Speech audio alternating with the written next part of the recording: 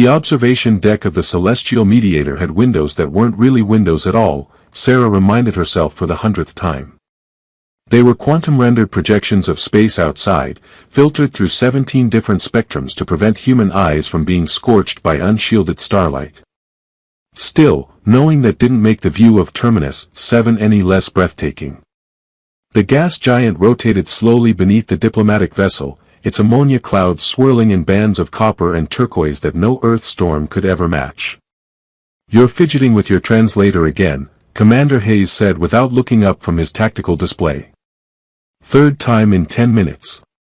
Sarah's hand froze at her collar, where the small silver device sat flush against her skin. "It's calibrated correctly, right? Duran sent the updated Elythian linguistic database yesterday, and I ran the integration twice, but it's fine. You're fine. Stop catastrophizing." Hayes finally glanced at her, his weathered face softening slightly. "You've prepared for this longer than anyone. 3 years of study. You probably know more about their culture than half their own citizens. That's what worries me." Sarah turned away from the false window, her reflection ghosting across the projection. She looked exactly like what she was, an exhausted xenoanthropologist running on 4 hours of sleep and determination. Knowing about something and actually experiencing it are completely different things. "I could tell you everything about Elythian greeting protocols, the 17 different contexts for physical contact, the philosophical underpinnings of Kethra, but standing in front of their queen. That's not academic anymore." Hayes made a sound that might have been a laugh or might have been a tactical assessment. With him, it was hard to tell. "At least you won't accidentally start an interstellar war by using the wrong fork. They don't use forks. They don't use anything. They eat with their hands, which is actually deeply symbolic of their belief in direct experience and," Sarah caught herself. "Sorry. Lecture mode. Save it for the Queen." His display chimed softly. "Speaking of which, we're being summoned. The crystalline chamber. 15 minutes. Sarah's stomach did something that felt like freefall, which was ironic considering the ship's gravity generators kept everything at a comfortable 1G already. The schedule said afternoon by their chronology, and were still in their morning cycle. Apparently Queen Isara doesn't keep conventional hours. Hayes was already moving toward the corridor. "Ambassador Okoye is having a minor panic attack in the diplomatic suite, and the cultural liaison is trying to remember if we're supposed to bow or curtsy or just stand there looking respectful. So, standard first contact chaos." They walked through corridors that curved in ways human architecture rarely attempted, following paths that felt organic rather than designed. The Elythians built their ships like living things, all flowing lines and bioluminescent panels that pulsed with soft light. Sarah had read that their vessels were partially grown rather than constructed, though the xenobiology reports were still unclear on the specifics. "You never told me why you requested this assignment," Hayes said as they waited for a transit pod. 3 years is a long time to dedicate to studying one species, especially one we'd never even met face to face until 6 months ago. Sarah considered the question. "When I was 12, I found a starfish on a beach. It was still alive, just stranded by the tide. I spent an hour watching it, trying to understand how something so different from me could exist on the same planet. That's what hooked me. The idea that intelligence could evolve in completely different ways, that consciousness isn't just one thing but infinite variations. The Elythians are the first species we've encountered that might actually understand connection differently at a neurological level. How could I not want to study that? And now you get to touch one." Hayes stepped into the transit pod as it arrived. "Metaphorically. Or maybe literally. I'm still unclear on the protocol.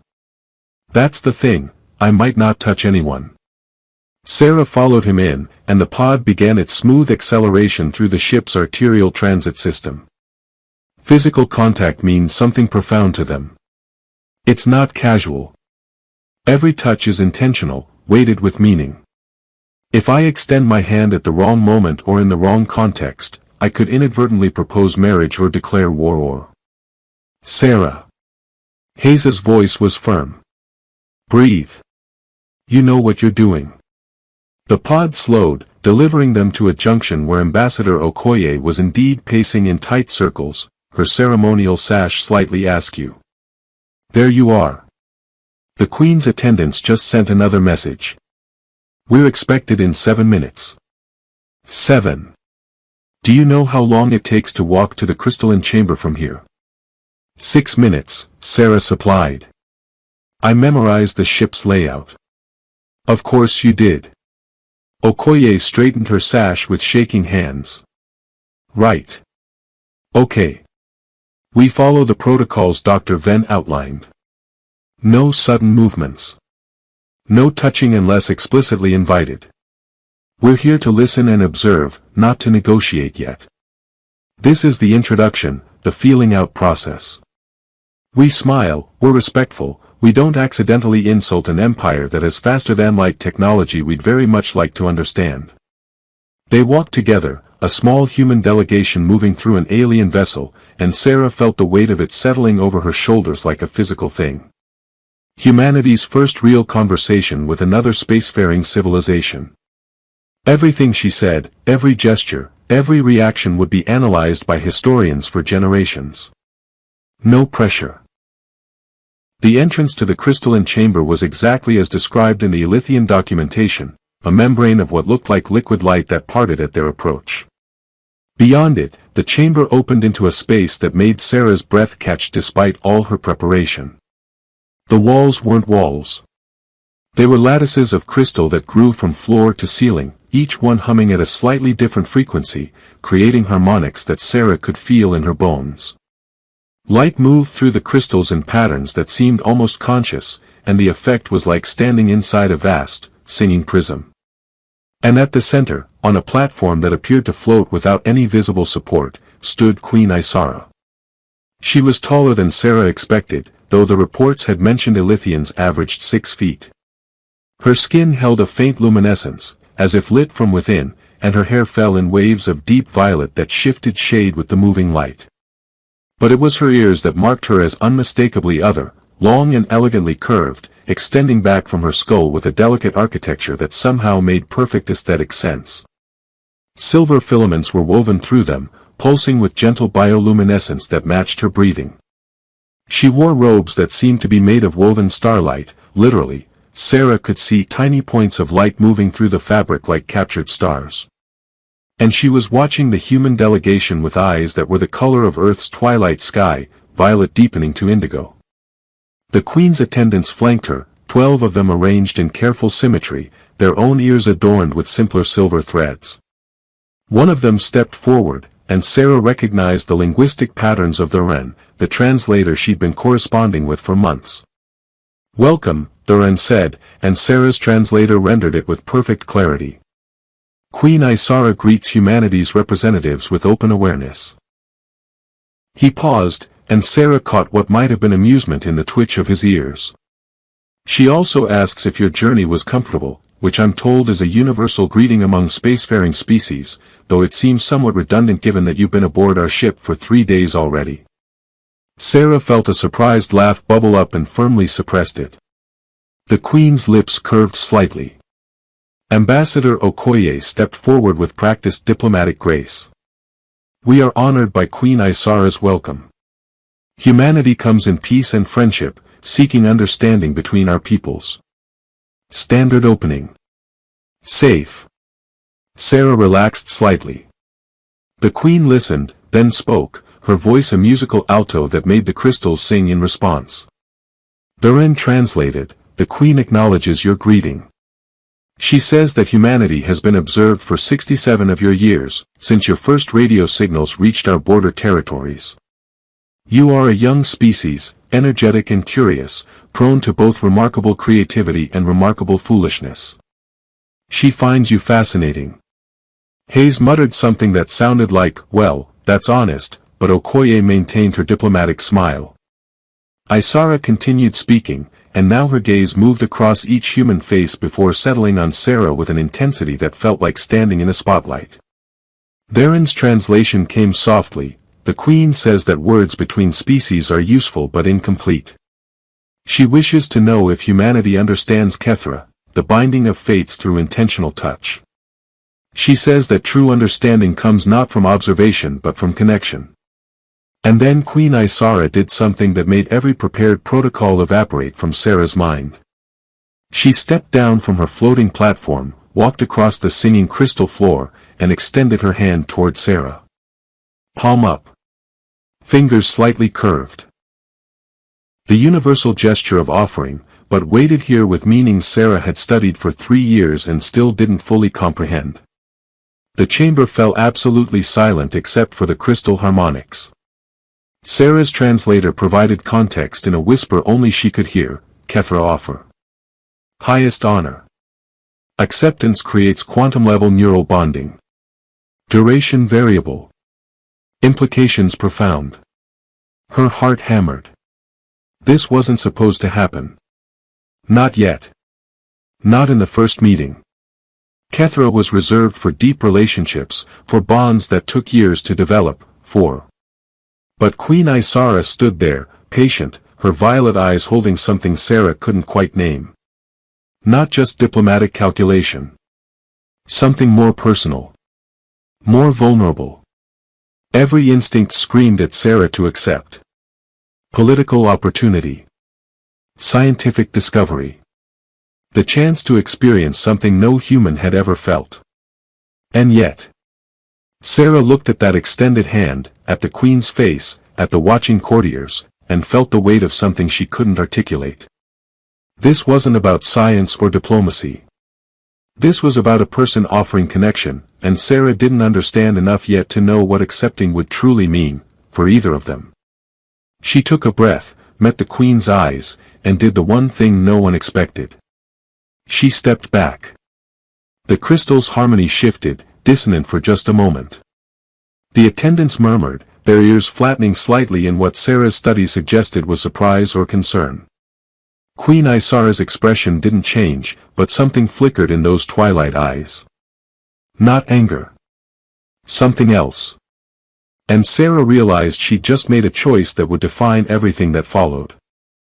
The debriefing room was too small for the amount of anger Commander Hayes was radiating. He stood with his arms crossed, jaw tight, while Ambassador Okoye sat at the table with her head in her hands. The ship's environmental systems hummed quietly, oblivious to the human drama unfolding. A golden opportunity, Hayes said for the 3rd time. The Queen of an interstellar empire offers you her hand, and you just step back. Like she's offering you expired milk. Sarah remained standing near the door, her translator still warm against her collarbone. It wasn't, I didn't reject her. I just needed time to. Time.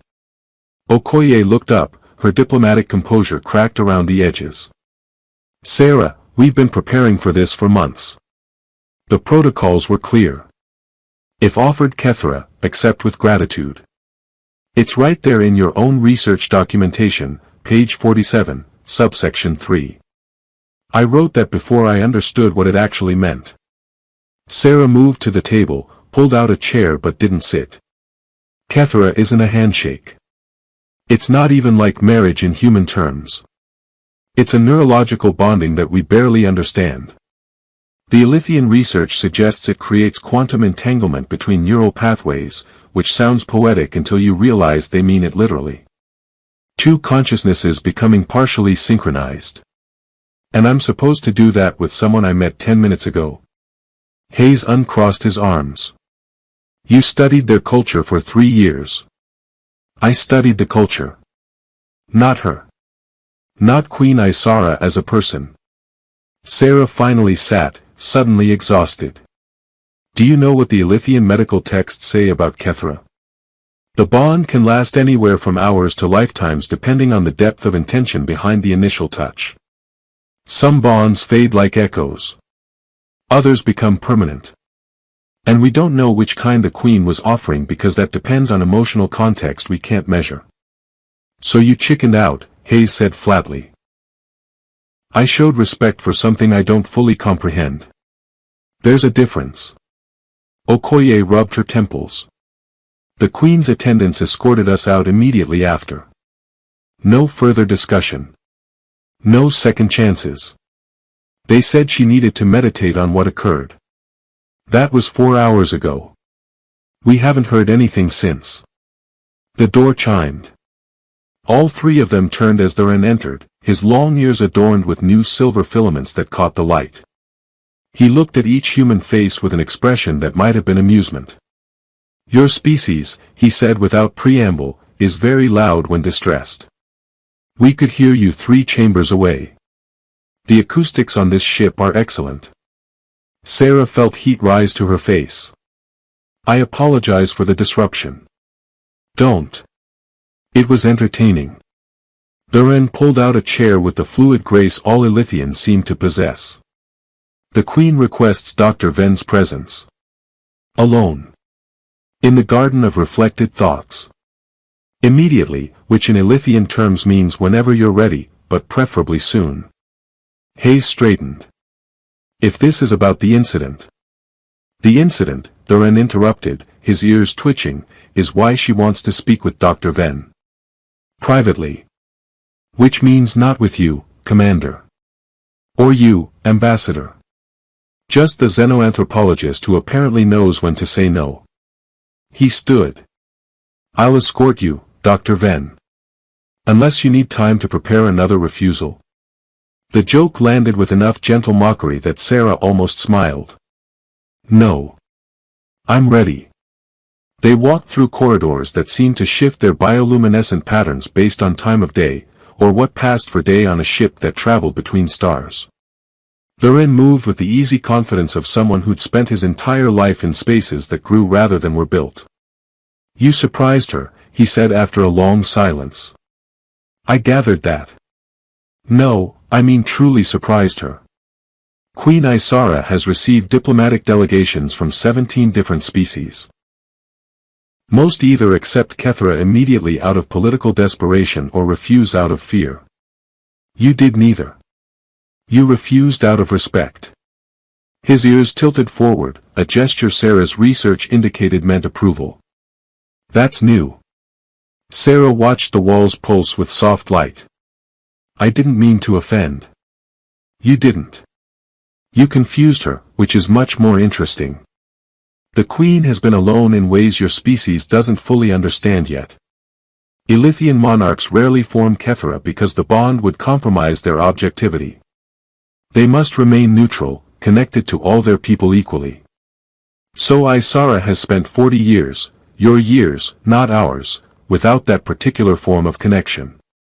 And then she offers it to a human she just met, and the human steps back. Duran stopped at a membrane door that shimmered with green and gold light. This is the garden. She's waiting inside. Try not to step back this time. She finds it perplexing. The membrane parted, and Sarah stepped into a space that redefined her understanding of shipboard environments. The garden wasn't a room, it was an ecosystem. Trees grew from floor to ceiling, their bark crystalline and glowing, their leaves moving in a breeze that came from no visible source. Water flowed in streams that defied gravity, arcing through the air in perfect parabolas before splashing into pools that rippled with bioluminescent fish. The air smelled of something between cinnamon and ozone, sharp and sweet simultaneously. Queen Isara sat on a bench made of living wood, her robes pooled around her like captured twilight. She looked up as Sarah approached, and without the formal trappings of the crystalline chamber, she seemed younger somehow. More uncertain. Dr. Ven, she said, and Sarah's translator rendered it with careful precision. Please, sit. I promise not to offer my hand unexpectedly this time. The joke was so unexpected that Sarah laughed, a short burst of sound that echoed through the garden. I appreciate the warning, Your Majesty. Just Isara, here. The garden is a place without titles. She gestured to the bench, and Sarah sat, careful to maintain a respectful distance. I wanted to apologize for putting you in an uncomfortable position. You were being welcoming. I was the one who refused. Yes, but why? Isara's ears tilted forward, genuinely curious. I've studied your diplomatic files. Your psychological profile suggests strong empathy and desire for connection. You've dedicated your career to understanding other species. So why refuse the deepest form of understanding we can offer? Sarah watched a stream of water arc overhead, droplets catching light like falling stars. Because I didn't understand it well enough to accept without potentially dishonoring it. In human culture, some connections are sacred because we choose them, not because destiny demands them. Marriage, deep friendship, family bonds, these matter because both people want them. If I'd accepted Kethra without understanding what it meant to you personally, I'd be treating it like a diplomatic handshake. And I don't think that's what you were offering. Isara was quiet for a long moment, her luminescent skin casting soft shadows. You're correct. It wasn't diplomatic. She reached up to touch one of the silver filaments threaded through her ear, a gesture that seemed unconscious. Do you know what it's like to carry an empire's future in every decision you make? To be connected to millions of people through duty and obligation but never through choice. I am Kethra, bound to my entire civilization through ceremonial bonds formed at my coronation. I feel their needs, their fears, their hopes, like a constant background hum in my consciousness. But those bonds are prescribed. Required. Not chosen. So you offered me something personal, Sarah said slowly, understanding dawning. Not political. I offered a human I'd never met the chance at a connection I've been denied for 40 years. Which, when I say it aloud, sounds somewhat desperate. Isara's laugh was rueful, musical. Duran told me I was being impulsive. He was right, but I rarely admit that to him. It encourages his worst habits. A fish leaped from one floating stream to another, its scales throwing rainbow light. Sarah watched it, processing. Your Majesty, Isara, I'm honored. Genuinely. But I don't think desperation is the right foundation for Kethra. At least, not based on what I've read about it. You've read more about my culture than most Ilithians. Isara shifted on the bench, turning to face Sarah more directly. Tell me what humans value in connection. Sarah considered the question. Time. Mutual understanding. The slow process of learning who someone is beneath their public face. We have a saying, trust is earned, not given. I think that's what I was trying to honor when I stepped back. Not because I don't want to know you, but because I want to know you first. That's remarkably sensible for a species that hasn't developed faster than light travel yet. We have our moments between the wars and environmental catastrophes. Isara laughed again, and the garden's trees chimed in harmony, as if the space itself enjoyed the sound. I like you, Dr. Venn. You're honest in ways most diplomats aren't. Would you be willing to meet again? Without ceremonies or attendance or the weight of two civilizations watching. I could tell you about Ilithian culture from someone who lives it rather than studies it. And you could explain how humans manage to be simultaneously brilliant and catastrophically short-sighted. That sounds like an even trade. Sarah smiled. Though I should warn you, explaining human behavior might take more than one conversation. We're very complicated. I have time. Queens don't have many scheduled responsibilities beyond looking regal and making decisions that affect billions. The schedule is surprisingly open. Isara stood, and Sarah rose with her. Duran will arrange our meetings. He enjoys playing matchmaker between species. Gives him a sense of purpose beyond correcting my grammar. They walked toward the membrane exit together, not quite close enough to accidentally touch, and Sarah felt something settle in her chest. Not the weight of diplomatic pressure or scientific curiosity, but something simpler. The beginning of friendship with someone who happened to rule an empire and have extraordinary years. One more thing, Isara said as the membrane began to part. When you stepped back in the crystalline chamber, I wasn't offended. I was relieved. Everyone who accepts Kethra immediately wants something from it, power, knowledge, status. You were the first person in 40 years to refuse because you respected what I was offering too much to accept it casually. That meant more than acceptance would have.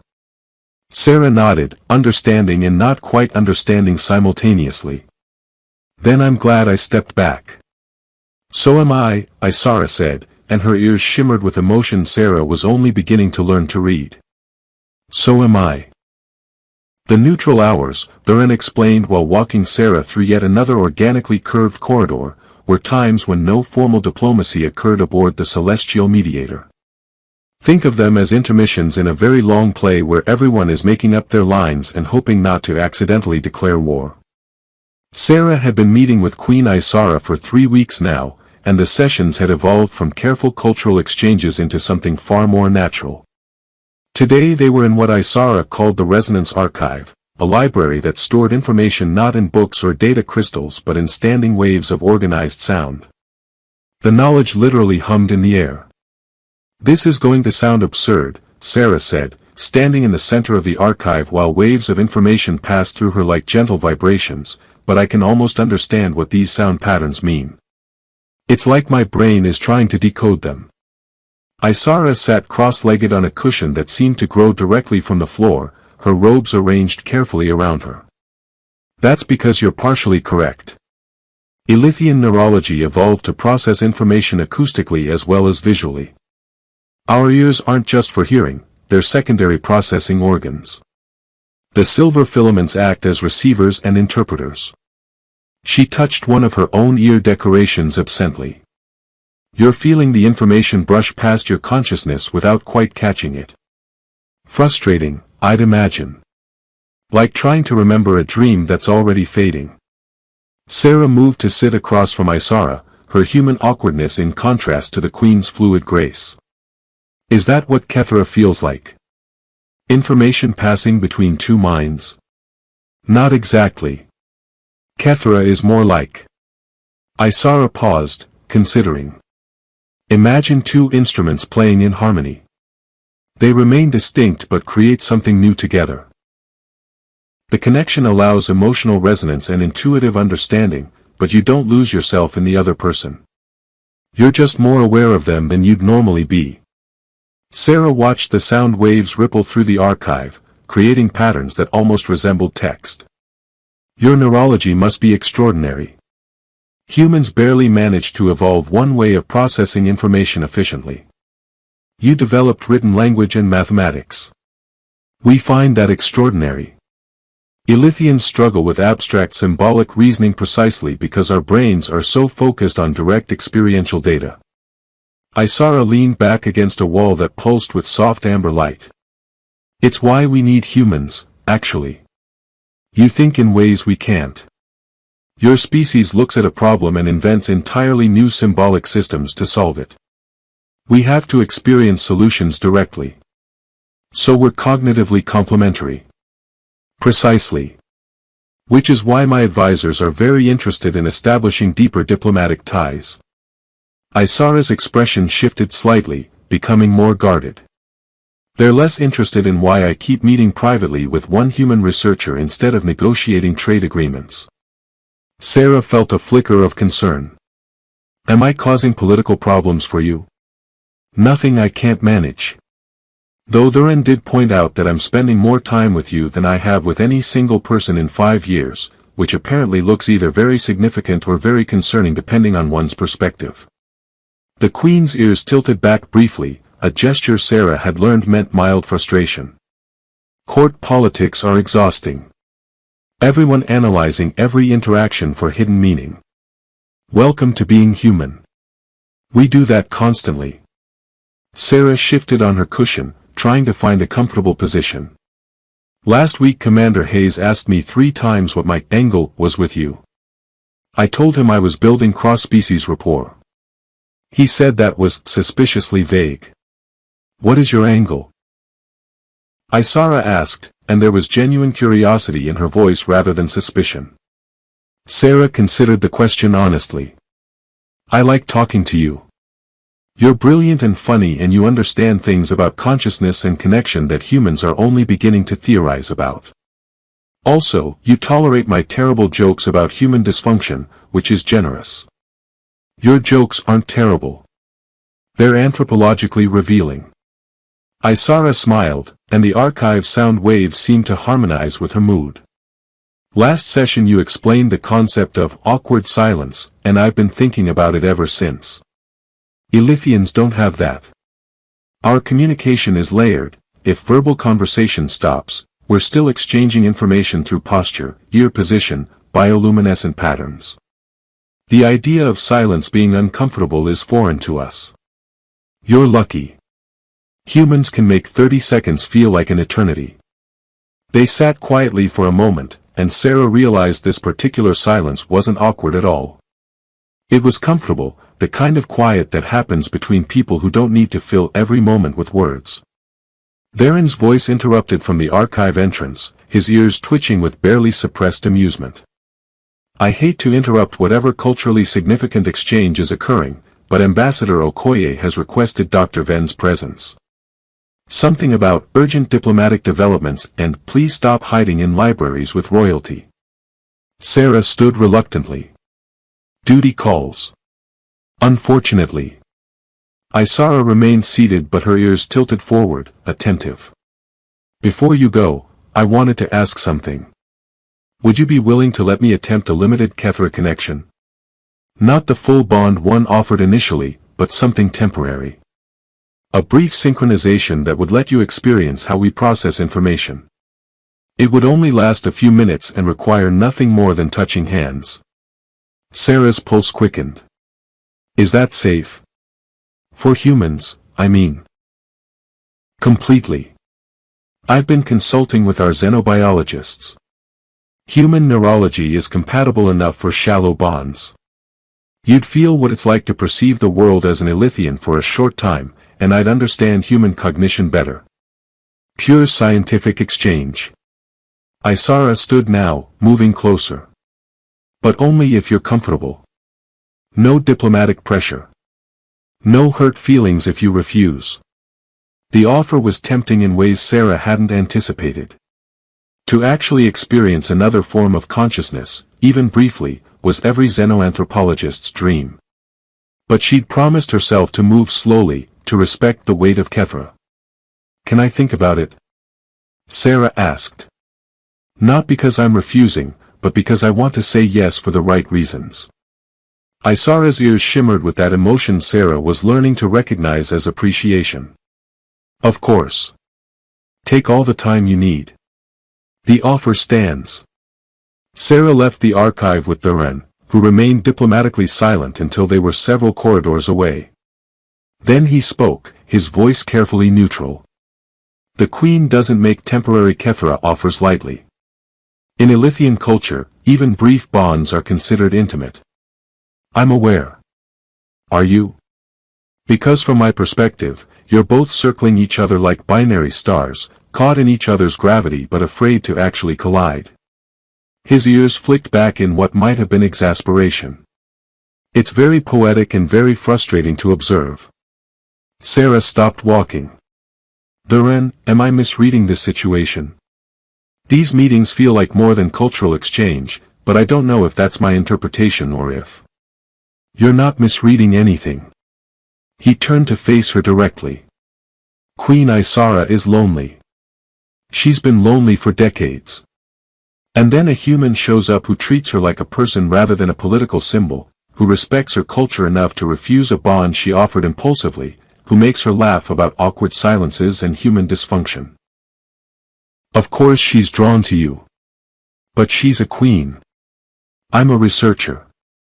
The power dynamic alone makes this complicated. Every relationship is complicated. That's not species-specific. Darren started walking again. My advice, which you didn't ask for but I'm giving anyway, stop overthinking. Humans are supposedly good at emotional intuition. Use it.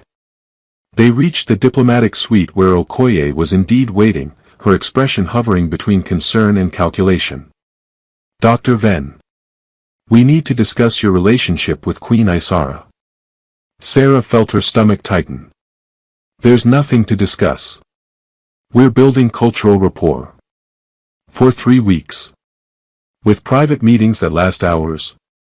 Sarah, I'm not criticizing, but I need to understand what's happening. The Queen's advisors are asking questions. Our own government is asking questions. Everyone wants to know if this is personal or political. It's both. It's neither. I don't know yet. Sarah sat heavily in one of the human-style chairs the Elythians had provided. She offered me a temporary Kethra bond. Just to experience how they process information. Scientific exchange. Okoye and Hayes exchanged glances. The commander spoke first. That's not nothing. That's significant. I know. Are you going to accept? Okoye asked. Sarah looked at both of them, these representatives of humanity who needed her to be careful, strategic, diplomatic. Then she thought about Isara sitting in the archive, offering connection without pressure, understanding without judgment. Two people from different species trying to understand each other in a universe that rarely allowed for such luxuries. Yes, Sarah said finally. I'm going to accept. Because I want to understand her better.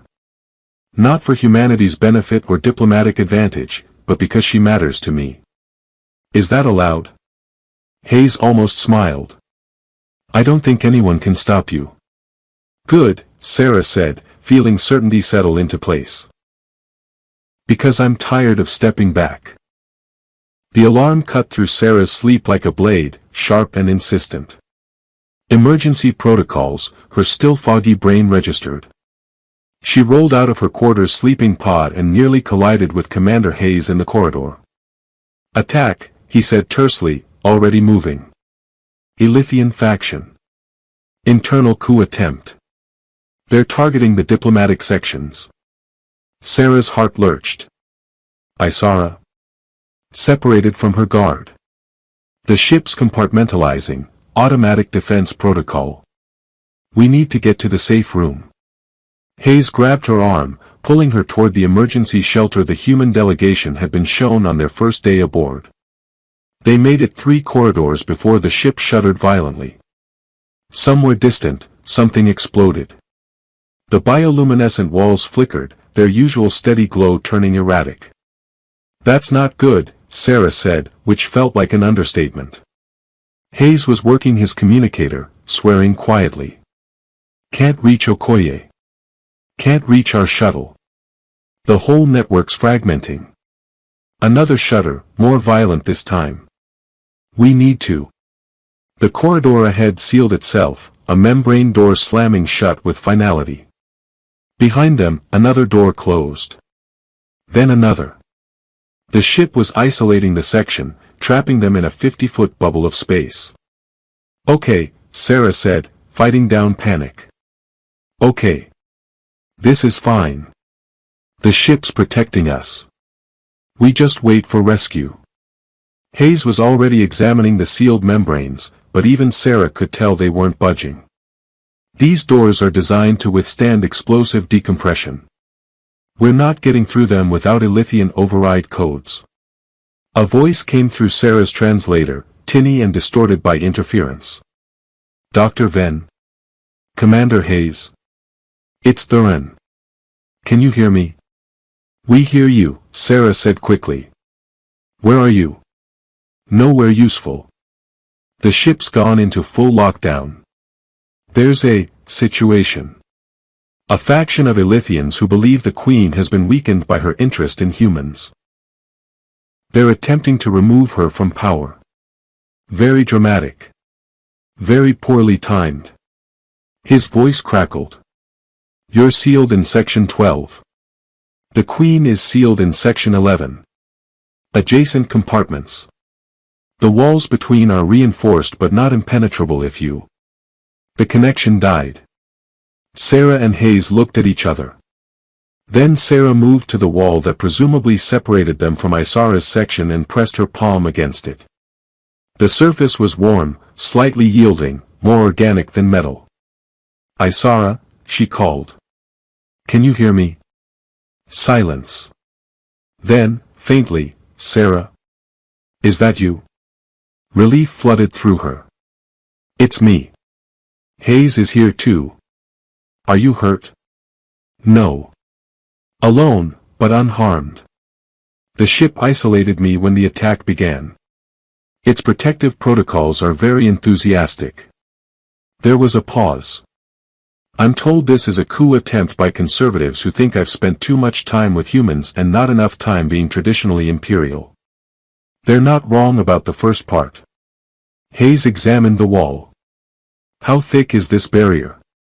3 feet of bioengineered material designed to survive direct weapons fire. Isara's voice came back. We're very safe. Unfortunately, safe also means trapped. Environmental systems are functioning, but I'm reading declining oxygen reserves. The attack damaged the ship's primary recycling systems. Sarah's stomach dropped. How long do we have? 4 hours. Maybe 5. Rescue teams are working on it, but the insurgents are still active in several sections. It's complicated. Complicated, Hayes muttered. Great. I always wanted to suffocate during a political coup. Your optimism is inspiring, Commander, Isara said, and despite everything, Sarah heard amusement in her voice. How are humans with confined spaces and impending doom? We invented gallows humor specifically for situations like this, Sarah said, sitting against the wall. If she was going to potentially die, she might as well be comfortable. We tell jokes and make light of existential dread. It's very therapeutic. Tell me one. A joke? Yes. I want to understand this coping mechanism. Isara's voice was closer now, as if she'd moved to sit against her side of the wall. Only 3 feet of biomaterial between them, which felt simultaneously like nothing and an impossible distance.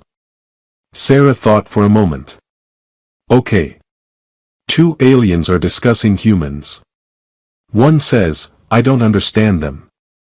They spend their entire lives afraid of death. The other replies, that's not quite right. They spend their entire lives afraid of being late to things. Death is just the ultimate deadline. Silence. Then Isara laughed, that musical sound that made something in Sarah's chest tighten. That's terrible and insightful. Tell me another. They sat there as the emergency lighting dimmed to conserve power, trading jokes and stories while Hayes monitored his increasingly useless communicator. Sarah told Isara about Earth, about oceans and mountains and the chaotic beauty of a planet where nothing glowed bioluminescently but sunsets still managed to be stunning.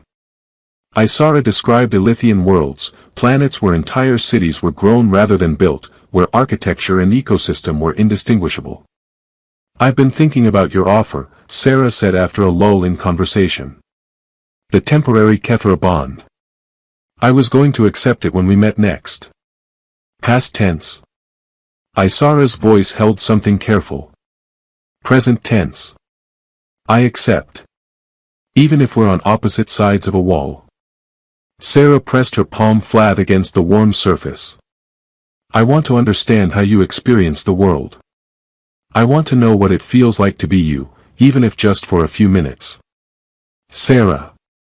Isara's voice was soft.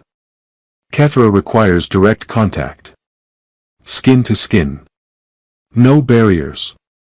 I know. I'm just saying that I've been stepping back for weeks, trying to be respectful and careful and diplomatic. And now we might die in adjacent rooms without ever actually connecting, which feels like the universe playing a very cruel joke. Hayes cleared his throat. I'm going to examine the far end of this section for structural weaknesses. Loudly. While not listening to this conversation.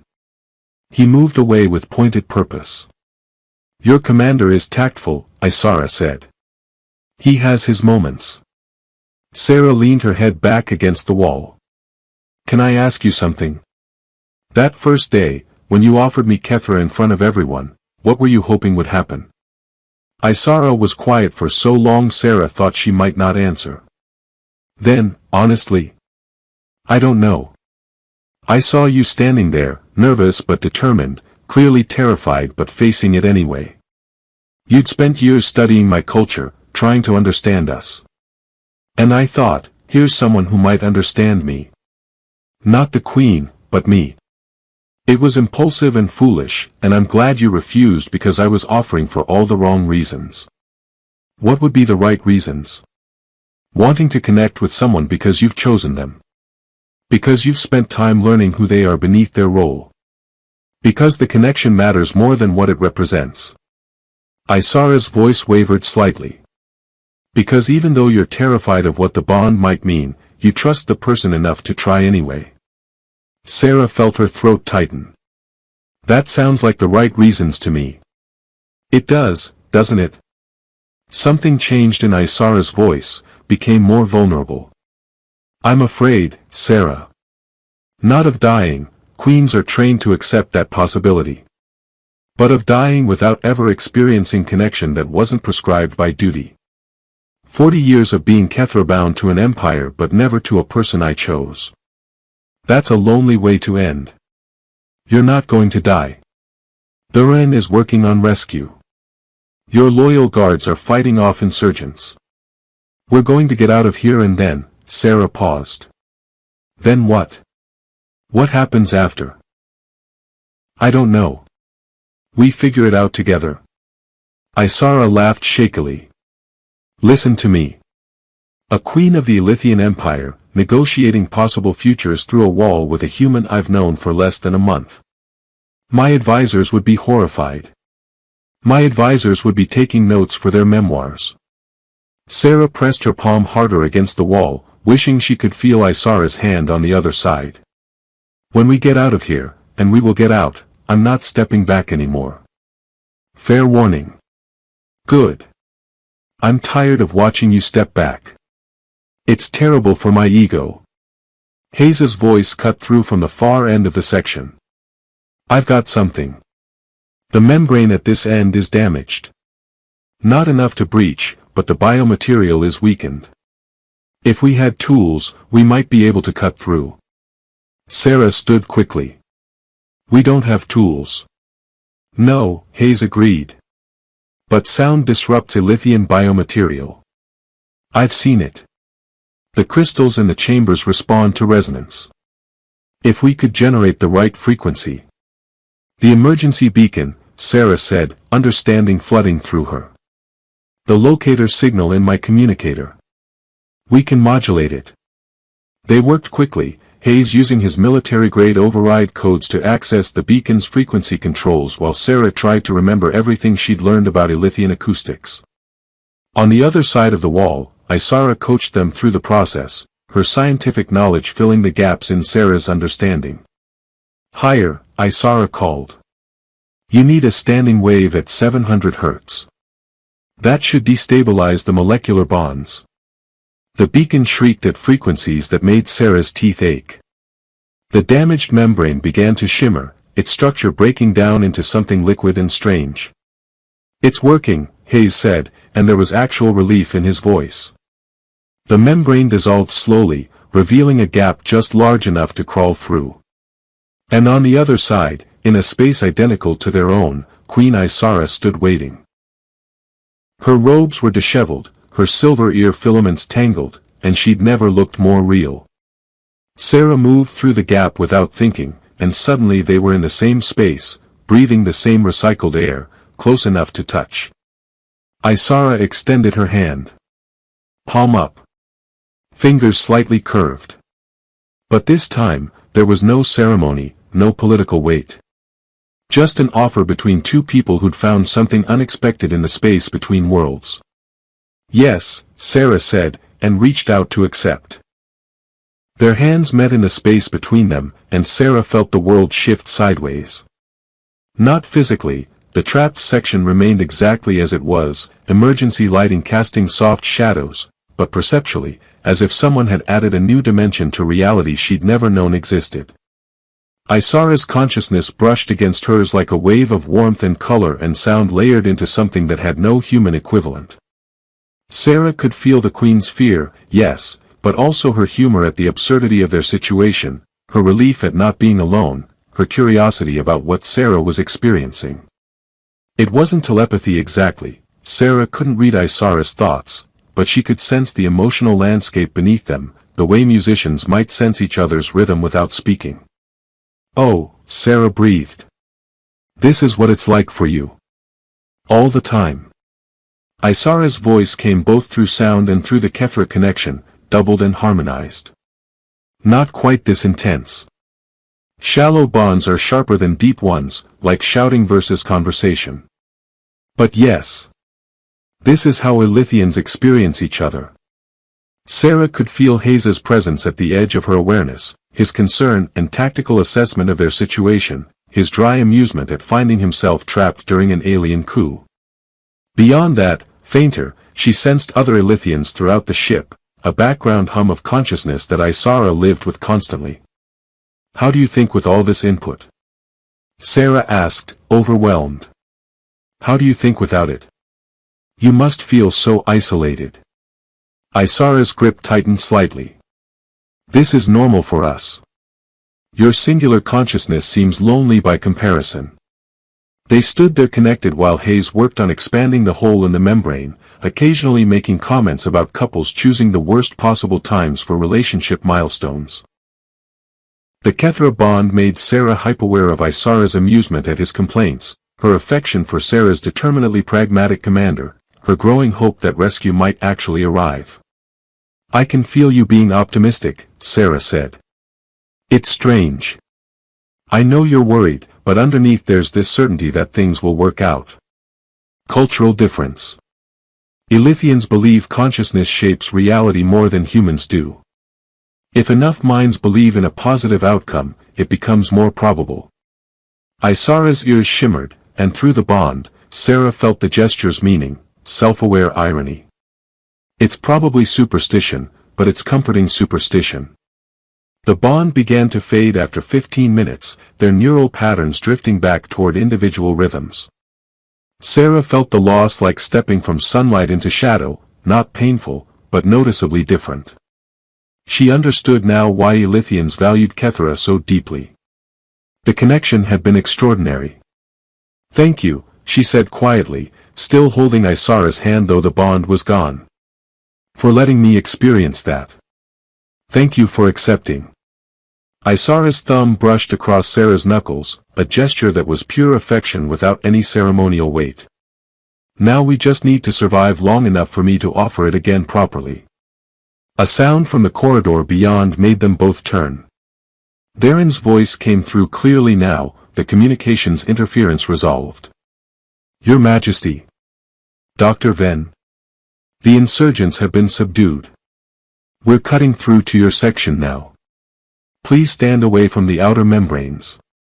The rescue took another 30 minutes of careful cutting and structural reinforcement, but eventually, they emerged into corridors full of Ilithian guards and concerned human diplomats. Okoye nearly tackled Sarah with relief, while Isara was immediately surrounded by advisors reporting on damages and casualties. The coup had been brief but intense. 12 insurgents from a conservative faction who believed Queen Isara's interest in humanity represented dangerous cultural contamination. They'd been arrested, the ship was secure, and political analysts would be dissecting the incident for years. They weren't entirely wrong, Isara told Sarah later, in a private moment stolen between diplomatic debriefings. They stood in the garden of reflected thoughts, which had somehow survived the attack unscathed. I have been changed by knowing humans. By knowing you. I'm less certain about prescribed destiny and more interested in chosen connection. That's significant for an Ilithian queen. Sarah watched the gravity-defying streams flow overhead. Is that a problem? For your rule, I mean. Probably. My advisors are already concerned about how much time I spend with you. There are questions about whether our connection, Kethra or otherwise, compromises my objectivity regarding humanity. Isara's ears tilted back briefly, frustrated. As if caring about someone makes me less capable of leadership. Does it? No. It makes me more invested in ensuring our civilizations develop a real relationship, not just a political convenience. I want humanity and Ilithians to understand each other the way you and I are learning to. That's not compromise, that's growth. Ambassador Okoye found them an hour later, her expression carefully diplomatic. Dr. Van, the human delegation needs to return to Earth. The attack has accelerated political timelines. We're negotiating formal treaties now, establishing embassies, planning long-term cultural exchange programs.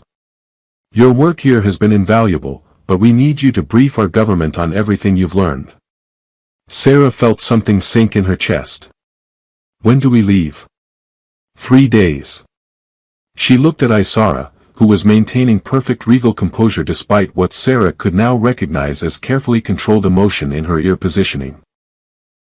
They'd had less than a month together, and it was ending before either of them was ready.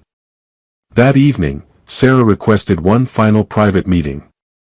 They returned to the crystalline chamber where everything had started, but this time there were no courtiers, no diplomatic theater, no expectations beyond two people trying to figure out what came next. 3 days, Isara said, standing where she'd stood that first day when she offered her hand. Then you return to Earth and I remain here, ruling an empire that's still not sure what to make of humans. Then I spend months in debriefings and academic conferences, explaining Elythian culture to people who've never met you. Sarah moved closer, drawn by gravity she'd stopped resisting.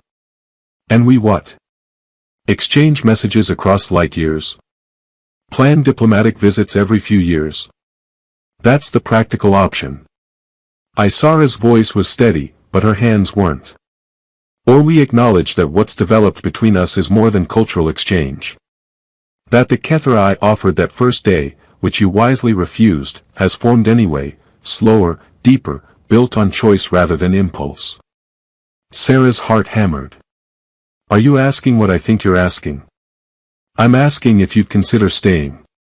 Not forever, I'm not that impulsive anymore, but longer. As an official human liaison to the Elythian court. Your government wants cultural ambassadors. I want you. Isara finally let her composure crack, vulnerability showing through. Not because you're human or because it's politically advantageous, but because these past weeks have been the least lonely I've felt in 40 years. Because you make me laugh about awkward silences and you stepped back when I needed someone to see me clearly and you stepped forward when I needed someone to choose me anyway. Sarah closed the remaining distance between them. I would need to return to Earth occasionally. To maintain ties with my own people, to not lose myself completely in another culture. Of course. And we'd have to navigate the political complications. Two civilizations watching every interaction, analyzing every gesture. We're already doing that. And I'd need to know this isn't just about you being lonely or me being fascinated by xenocultural connection. That this is real, whatever this is.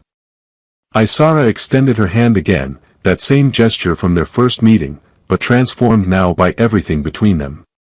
This is me choosing you. Not as a diplomatic gesture, not as an impulsive offer to a stranger, but as a deliberate connection to someone I've come to care about deeply. Does that qualify as real? Sarah took her hand, felt the familiar warmth and the ghost of Kethra connection still lingering between them. Yes. That qualifies. The crystals sang around them, harmonizing with something neither needed to name. They stood in the center of the chamber while outside, two civilizations continued their careful dance toward alliance. But in this moment, it was simpler, two people from different worlds who'd found each other in the space between destiny and choice. I have a terrible joke about interspecies relationships, Sarah said after a long, comfortable silence. Isara laughed, her ears shimmering with joy. Save it. We have time now. And somehow, that felt like the most extraordinary thing of all.